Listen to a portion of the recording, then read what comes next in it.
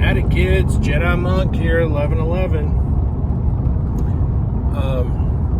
I was just thinking about a situation with past relationship where my partner stepped out, got somebody else involved, and we were still together.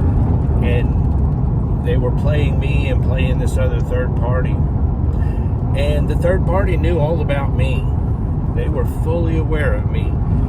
And so incidentally, they collaborated and did their thing and played around and had their fun. And then when I shut it off and I stepped away from the picture because my divine guidance system was cluing me in and revealing things through the haze of lies and gaslighting and all the smoke and mirrors and all the manipulation, things were revealed and I stepped out of the picture. They can have each other.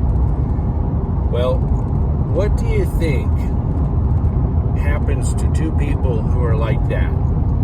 Those kind of people, a man that will butt in on another person's relationship instead of allowing those two people who are spiritually bonded to allow them to work through their issues and heal and not enable her. And a woman who would step out like that and drag another man into her nightmare, which is her, what do you think happens with those two people? How do they end up? You think they end up having a happy thing going on and he's just a saintly man and brings all good things to the table and she's just an upright, honest, decent woman? Well, I can tell you right now, those kind of people like that, nothing good becomes of their relationship. Their relationship is all about manipulation, lies, gaslighting.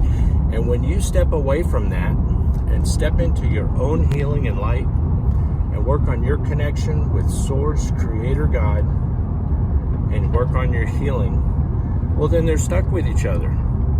And it's no longer fun and games. It's no longer a joyride of secrecy and, ooh, we're running around. We're so clever. We're sneaking around. Ooh, isn't this romantic and dreamy? All that stuff flies out the window. And what they're stuck with is two cheaters stuck with each other, especially if one gets pregnant or they start borrowing money and, oh, can you help me with this? So their whole foundation was based on lies, and the truth always comes out. I don't care who you are, the truth is going to come out. And so then both their truths start coming out, and now they probably look at each other with great suspicion, contentment, and disgust because they don't even like that person, because that person is a mirror reflection of themselves. That person is their karma. That person, in every instance that I've ever seen this play out, and I've had it play out in my relationships 3 times now. And so I had to look at my part. What is my problem that has me attracting these kind of women? And also my failings in the relationship, But I digress. And that's what the healing part is. It's looking at our part of things and how we can do better next time. But the people that end up indulging in those kind of situations, they end up miserable. Their road isn't a happy one. I have an ex-wife, and 8 years after divorce, she is still miserable. She still blames me. She still hates me. And I wasn't the one who caused all the trauma and damage in her life. I was the one who was trying to bring her to a whole other realm of potential and possibility. And I feel for her and I pray for her. But she did it to herself, just like the 2 ex-girlfriends. They hate me because they won't look in the mirror and look at their part. They won't own what they've done to themselves. And the fact of the matter is, I've had to do that. I've had to look in the mirror. I've had to heal. I've had to look at my part. I have childhood traumas and dramas and injuries and wounds. But I've chosen, or God chose for me, that I was going to work through those things and heal. And I'm not even judging these people, really. I feel sorry for them because their potential is so much greater than what they've exhibited. Their potential is fantastic if they could only stop and work on their healing. And so if you need to work on your healing, then I pray you do. It's not real hard. It's not real hard. It's challenging.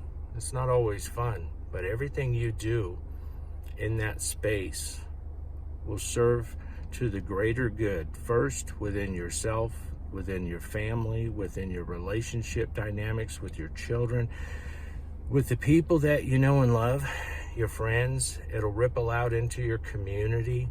And those are wonderful things. That's what we need to see more of in our communities, is more healing and less sliding off into the dark. Let's just go commit more insanity.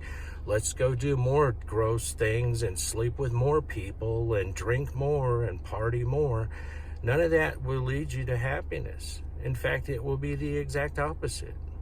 It's a trap. And some people die behind that. Some people will run that path right into their grave. There's a saying, a man will meet his destiny on the road to avoid it. I don't know if that's Zen or Buddhist or what, but I firmly believe.